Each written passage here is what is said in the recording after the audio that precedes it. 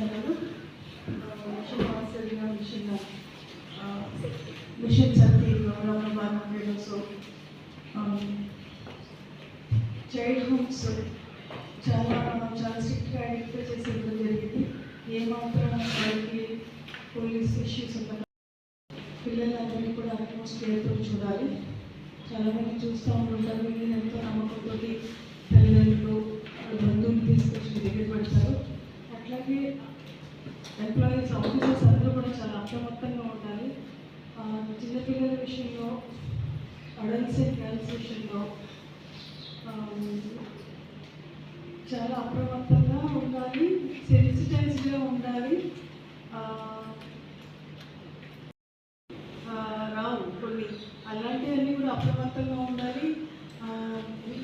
ఫ్యామిలీస్లో with in the families దగ్గర రిలేటివ్స్లోనూ చాలా అట్రాసిటీస్ జరుగుతూ ఉంటాయి. అలాంటివి కూడా మనం విజిలెంట్గా ఉండాలి. అంటే the local level functionaries, ground level functionaries ఎవరైతే ఉన్నారో వాళ్ళు ఇక్కడ ఉన్న వాళ్ళకి ఒకలాంటి బాండింగ్ ఉండాలి, ఎమోషనల్ బాండింగ్ అని ఉండాలి. అక్కడ అంగన్వాడీ వర్కర్స్కి, మన ఏజెంట్స్కి, ఫీల్డ్ లెవెల్లో ఉండే వాళ్ళకి, అక్కడ ఉండే అమ్మాయిలకి కనుక అది ఉంటే, అలాంటి నమ్మకం కనుక కలిగించినట్టయితే వాళ్ళకు ఉన్న ఇబ్బందిని మనకి తెలియజేయడానికి అవకాశం ఉంటుంది. చాలామంది ఏంటంటే ఇది ఎవరికి చెప్పలేరు, భయపడతారు, వాళ్ళ జీవితం అంటే బాల్యం అంతా పోతుంది. సైకలాజికల్గా, ఎమోషనల్గా ఎంతో డిస్ట్రెస్కి గురయ్యే అవకాశం ఉంటుంది. అలాంటి కేసులన్నీ కూడా మనం చాలా జాగ్రత్తగా డీల్ చేయాల్సిన అవసరం ఉంది. వాళ్ళకి డెవలప్ ఎడ్యుకేషన్గా ఒక మంచి సొసైటీకి ఉపయోగపడే సిటిజన్గా తయారు చేయడానికి హోమ్స్ ఫుల్-ఫ్లెడ్జ్గా వర్క్ చేయాలని చెప్పేసి కోరుకుంటున్నాను. మన గవర్నమెంట్ అఫీషియల్స్ కూడా time to time CWC members బయట ఇచ్చే ఫుడ్ ఏది కూడా మీరు తీసుకోవద్దు. మన జిల్లాలో అంటే చదువుకుని వాళ్ళ కాళ్ళ మీద వాళ్ళు నిలబడగలిగితేనే ఎటువంటి ప్రలోభాలకి లొంగడానికి లేకుండా ఉంటుంది. ఒక సమాజం అనేది ఒక మంచి సమాజం ఏర్పడడానికి వీలుంటుంది.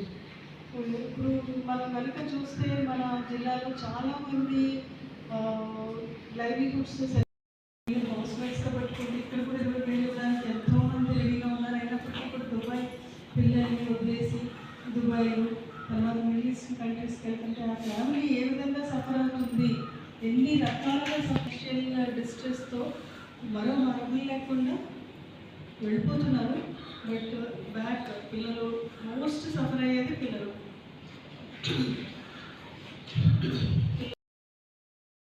గ్రాండ్ పేరెంట్స్ కూడా ఉండకపోతే వాళ్ళ ఆంట్ అంకుల్ ఇలాంటి వాళ్ళ దగ్గర ఉన్నారు. వాళ్ళకు చాలా జాగ్రత్తగా చూసుకుంటూ ఉన్నప్పటికీ అది తల్లిదండ్రులు ఉంటాయని చాలా ఎన్నో గ్యాప్స్ ఉంటున్నాయి. అట్లాంటి ఇంకా సరైన కేర్ లేనప్పుడు పిల్లలు ఎమోషనల్గా చాలా డిప్రైవ్ అవుతూ ఉంటారు.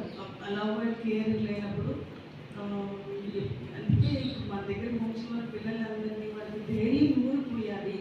వాళ్ళ కాళ్ళ మీద వాళ్ళు నిలబడే విధంగా వాళ్ళని చదువుకుని వాళ్ళ కాళ్ళ మీద వాళ్ళు నిలబడడం అనేది చాలా జీవితంలో చాలా ముఖ్యమైన విషయం అని చెప్పేసి మన హోమ్స్లో ఉండే వాళ్ళకి నూరిపోయడం అనేది హోమ్స్ యొక్క ఇన్ఛార్జ్ చాలా దాని ప్రథమ కర్తవ్యంగా అది పెట్టుకుని ఒక స్ట్రాంగ్ విమెన్ సొసైటీలో వచ్చే విధంగా వాళ్ళు స్ట్రాంగ్గా మైండ్ మెంటల్గా ఫిజికల్గా స్ట్రాంగ్గా ఉంటే వారి యొక్క కుటుంబం కూడా ఆ విధంగా ఉంటారు, ఆ విధంగా కృషి చేస్తారని చెప్పేసి కోరుకుంటున్నాను నేను.